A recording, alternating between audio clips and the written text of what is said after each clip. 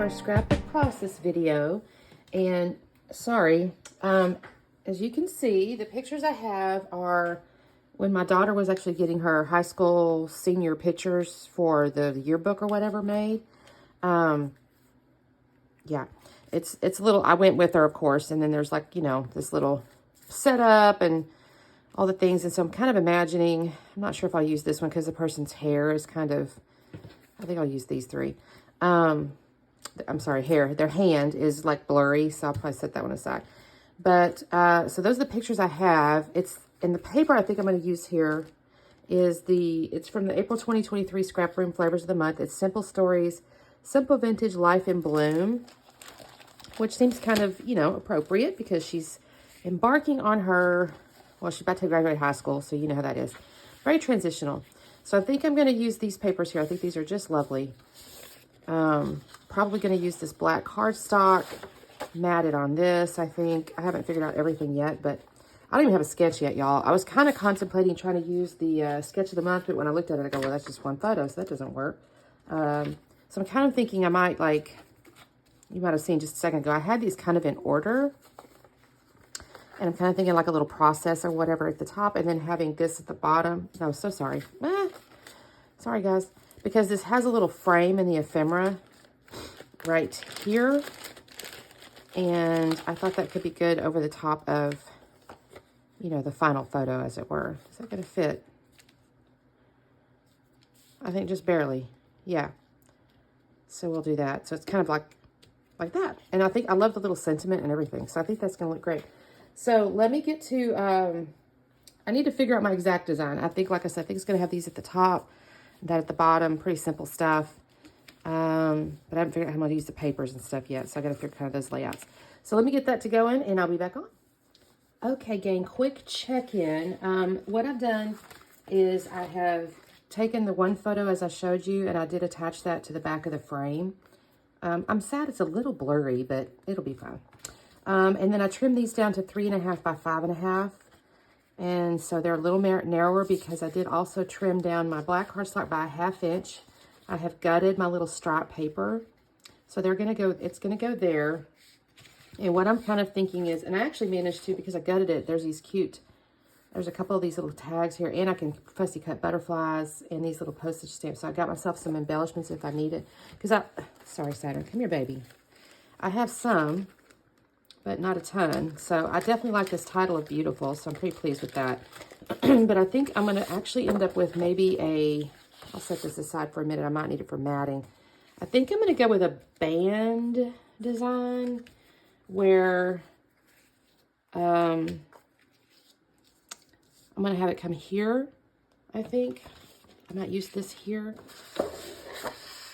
where it's a band across. And then maybe, ooh, this is pretty. I wish to cut, oh, I hate to do that. Maybe then what I'll do is I can trim this and have it come down. So I can only use this one piece of paper here so I can save this piece of paper. I shouldn't really do stuff like that because then I end up with too much paper, but I kind of like that. So I think that's what I'll maybe do here is do the band across and then use the half I cut off here and come down. And then that way I'll have this. Now then I'll be able to build out like a journaling cluster or something right here. So that's kind of my thinking. All right, so give me just a minute. I'll be back on. Okay, gang. So I've cut my floral into the band, and the floral and the little polka dot into the bands, and I did cut little photo mats here. Now, where I kind of messed up on these photo mats is, as usual, I think they're going to be narrower, and they are, and I go to lay them down on this floral, and I go, well, shoot, now they're a little bit too wide, so I'm going to have to kind of adjust my plan just a tad in the sense of I had my photos kind of in order in my mind from the process, right? She's kind of getting ready, and then he's kind of, you know, fastened with her a little bit, and then the last one was her, you know, getting the pictures, and I moved it because, well, two reasons. First off, he's kind of facing inward now, so I kind of like the fact that he's on the end. But the other issue was I wanted the nicer I'm going to have to organize these photos a little different in the sense I can't put them, well, I shouldn't say I can't. I didn't want to put them in a straight line because I felt like at that point I've lost my floral and stuff like that. So I end up putting that final picture, and I'm using my rabbit ears here, final picture in the middle because I'm going to raise it up on the paper just a tad, not with foam, but I mean just physically like shift it up so it's positioned a tad higher like that on the row. And I did that because I've got that little photo. And actually, the other thing I did too, I think I kept showing you guys that frame on the lower right.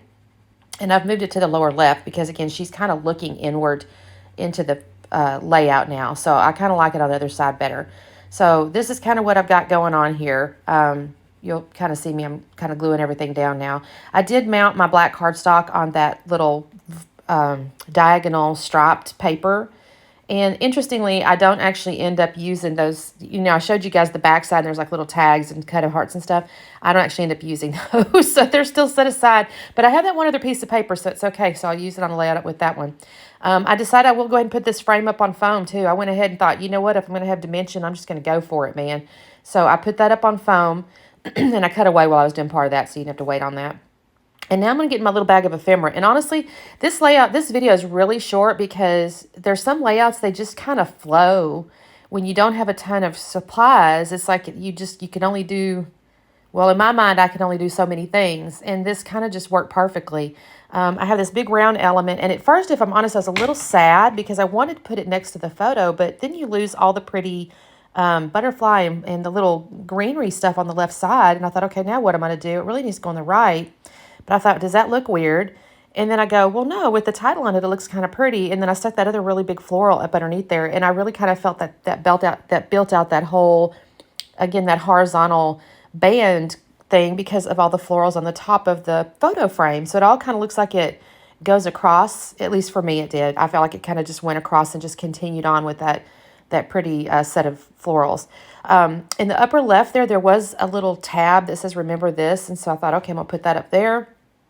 And then I'm going to, there's also some little butterfly ephemeras, which I was really pleased with.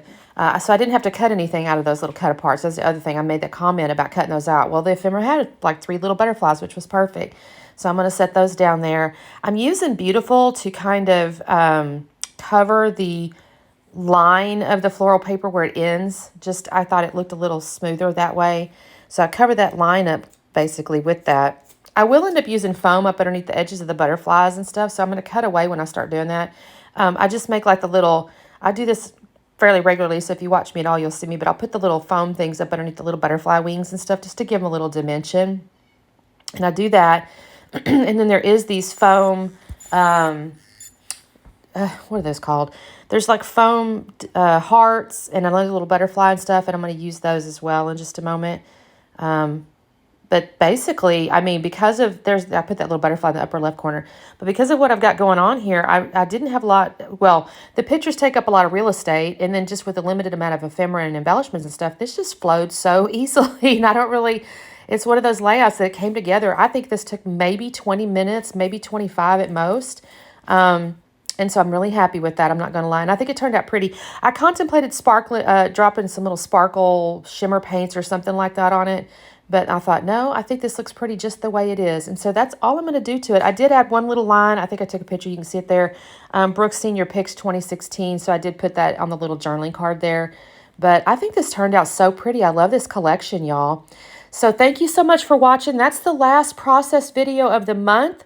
So you'll start seeing on June 1st the 30 Days of Sketches with Christy's Beautiful Life. So don't forget to check that out. And we will see you next time. Bye.